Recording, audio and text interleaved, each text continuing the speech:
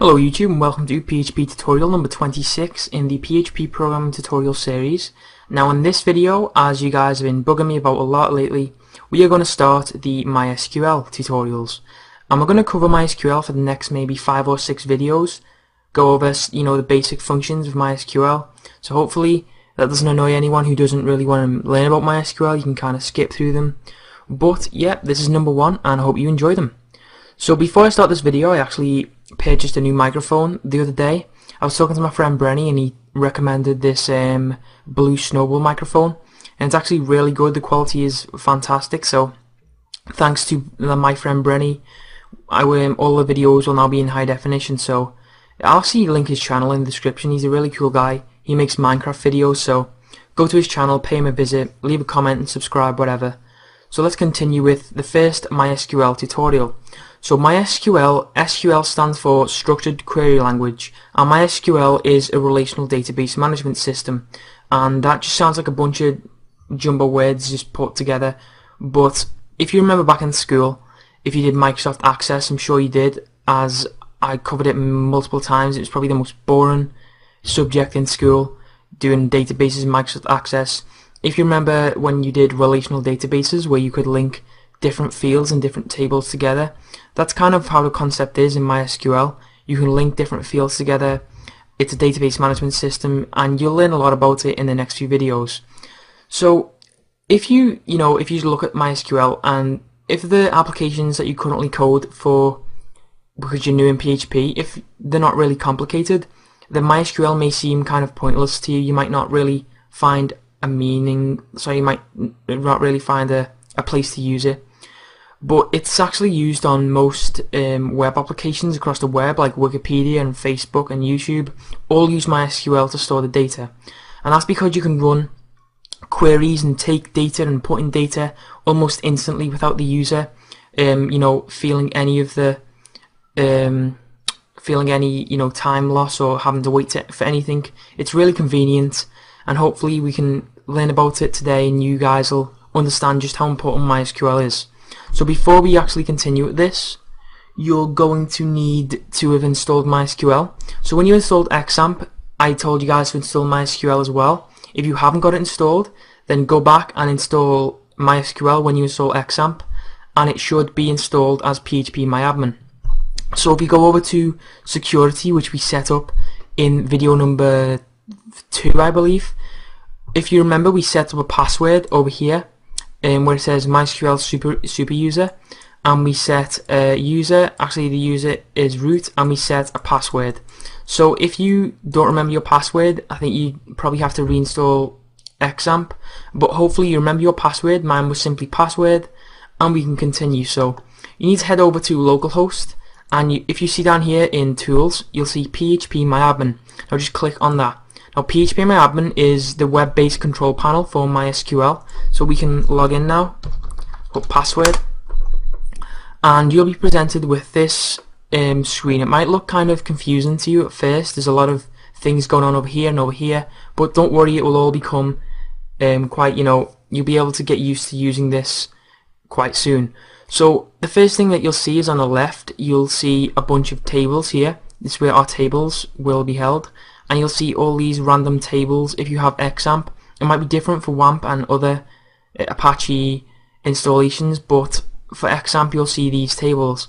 Now they don't mean anything to you. You don't need to delete or modify any of them. These tables are just for some different applications on XAMPP. So CD-call, for example, they're all used for applications. I would not suggest deleting any of them. Just kind of forget that they exist. Modifying some of them may impair your XAMPP and you may have to reinstall it, so just leave them as they are. So this on the right, you can see the basic control panel for MySQL, and we can actually run queries here or manually do things on the control panel without actually doing any PHP code. So we have here SQL. We can run SQL queries on here without doing it in PHP. But we're not going to be doing that today, and we're going to do that through PHP in the next tutorial.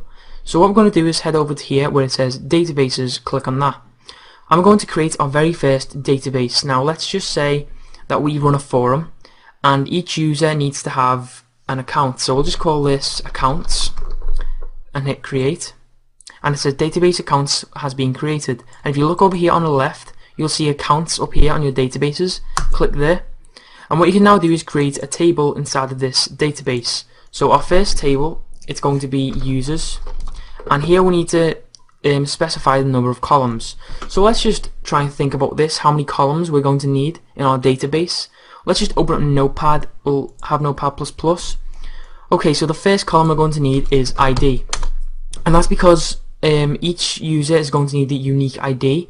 And what we can do with MySQL is set a field to just auto increment, and that means it'll go up by 1 each time, and each one will be unique, so that can give each user a unique ID. Next thing, we want to have the user enter a username, then a password, then we'll have first name and last name, and that's 1, 2, 3, 4, 5. So we're going to have 5 columns in here. Let's type 5, hit go, and don't worry about making too little or too many, because you can modify the amount of columns. I'll show you how to do that in a moment. So as I said, the first column we're going to need to do is ID, so just type ID, and what we're going to put here as the type, we need to select the data type, and as it's going to be a simple number, just select integer. And if we scroll all the way down here, you will see index. We're going to select index as primary key, and going back to Microsoft Access, you should remember what a primary key is. If you don't, it's the primary key of the table. It will sort by this key by default, but you can change that when you run queries. And the next thing we need to do is select AI. Now what this will do is this will auto increment a value each time. So the first entry we have, we'll just not enter anything for this, and it will go to 1 and then 2 and then 3, and that gives each user a unique ID. So we're not going to select it to be null because it needs to be a value. So the next column we're going to do is, it's going Notepad++, is username. So we'll simply type username, and the value for this, you might think it will be text because username is text, but we're actually going to select it to be varchar, and this allows us to limit the length of the username. But also, if we're using something small like a username, then a varchar is the best way to go, because text takes up more memory, because I think it can hold, I'm not going to give you any specific numbers because I can't actually recall how many characters a text can hold, but it's a lot more than you need for a username. So we have username, varchar. The length we're going to select as, let's say 20. Username can be 20 characters long, and that's all we need to do for that. So use column username, type varchar, and length 20. And next one is password, and we're going to do the same for this. We're going to select as varchar 20, and then the next one is first name, so we'll just type first as a varchar 20, and finally we'll just type last for last name, varchar and 20. Now let's say we want to have another column in here called about me, and remember I said we can modify the amount of columns we have. If we go down here where it says save or add 1 columns, just simply specify the amount of columns you'd like to add. I'm just going to type 1, hit go, and we'll now have a new column here. I'm just going to say about, and here's an example where we might want to use text because some person might want to write a lot of text about themselves, so we'll just select text, and that is it. We can now create our first table, and you do that by just clicking on save, and we now have our own users table here. Now currently it contains no values because we've only specified the table itself and the different fields. So what we can do is actually manually insert data by clicking here on insert, and for the first one, for ID, leave this blank because obviously it's going to auto increment, so you'll see that will automatically go to 1. And for username, I'm just going to type teach me computer. Password will be password 123. First name we're going to just type as Chris. Last name Johnson. And about me, I'm not going to waste your time writing a big, autobiography about myself, but I'm just going to type my name is Chris for about. Okay, and if you go down here to go, and you'll see it's now, there's a green tick, so that means it's gone through. It's now inserted each row. So if we go here, and we have our first row, ID1, teaching computer, password 123, and there we have our first user in our database.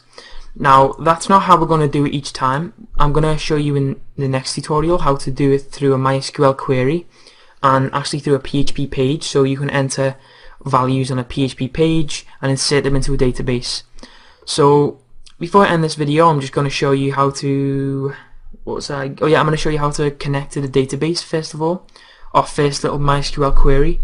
So open up Notepad++, we'll delete this, make our first MySQL query here. So save this as, we're going to go to hey, sorry about that, I'm not at the correct directory. Okay, we're here. So we're going to save this as mysql.php, and the way we can connect to a database is simply by typing mysql_connect, and then inside here we need we need 3 parameters. We need to specify 3 things. The first one is the username, and we do that in quotations, or you can use a variable. So username is root, and this will depend on what you specified yours in security. And the second parameter is the password, which is password for me. And then the third one is the, sorry, I've actually done that wrong, excuse me. The first parameter we need to enter is the host, which is localhost, and this will be same for your cPanel if you have a locally hosted MySQL database, if you're just running off phpMyAdmin. So that should be all you need to type, localhost. Then have a comma, and the second parameter, my mistake, is the username, which is root, and the third parameter is the password. In my case this is password, in your case this might be something else. So we've now done that, so we can just end that there. Or actually what we're going to do is we're going to type or die, and then in brackets we're going to type mysql_error, and this or die will just, if it throws an exception, if this doesn't work, it's going to just give a MySQL error.